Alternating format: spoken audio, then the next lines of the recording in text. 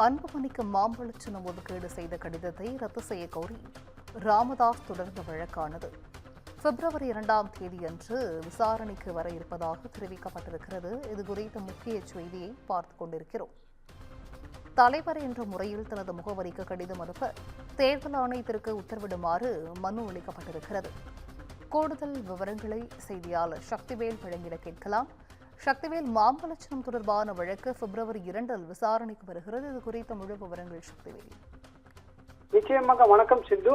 பாட்டாளி மக்கள் கட்சிக்கு மாம்பழ சின்னம் ஒதுக்கீடு செய்து அன்புமணிக்கு தேர்தல் ஆணையம் கடிதம் அனுப்பியதை எதிர்த்து கட்சியின் நிறுவனர் ராமதாஸ் தாக்கல் செய்த வழக்கு சென்னை உயர்நீதிமன்றத்தில் பிப்ரவரி 2ஆம் தேதி விசாரணைக்கு வர உள்ளது.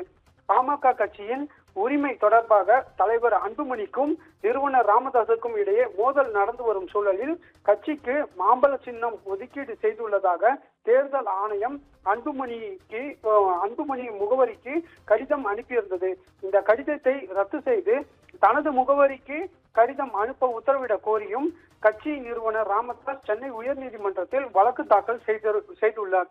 அந்த மனுவில் கடந்த 2025 மே மாதமே பதவிக்காலம் முடிந்த நிலையில் கட்சியின் தலைவராக நீடிப்பதாக போலி ஆவணங்களை தாக்கல் செய்துள்ளதாக அன்புமணி மீது குற்றம் சாட்டப்பட்டுள்ளது.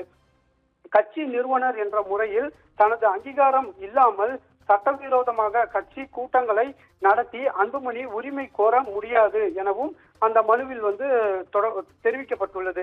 கட்சியில் இருந்து நீக்கப்பட்டுள்ள அன்புமணிக்கு தேர்தல் ஆணையம் கடிதம் அனுப்பியிருக்க கூடாது என்றும் சின்னம் ஒதுக்கீடு தொடர்பாக தனக்குத்தான் கடிதம் அனுப்பியிருக்க வேண்டும் எனவும் கூறப்பட்டுள்ளது. மேலும் டெல்லி உயர்நீதிமன்றத்தில் தேர்தல் ஆணையம் மாம்பழ சின்னத்தை யாருக்கும் ஒதுக்காமல் முடக்கும் என உத்தரவாதம் அளித்திருந்தது. ஆனால் இதுநாள் வரை சின்னத்தை முடக்கவில்லை எனவும் தெரிவிக்கப்பட்டது. இந்த வழக்கு தலைமை நீதிபதி MS ஸ்ரீவஸ்தா மற்றும் நீதிபதி G வேல்முருகன் அமர்வில் விசாரணைக்கு வந்தது. பிப்ரவரி 2ஆம் தேதி விசாரணை பட்டியலுக்கு அனுப்பப்பட்டுள்ளது. சிந்து, விவரங்களை வழங்கியமைக்கு நன்றி சக்திவேல்.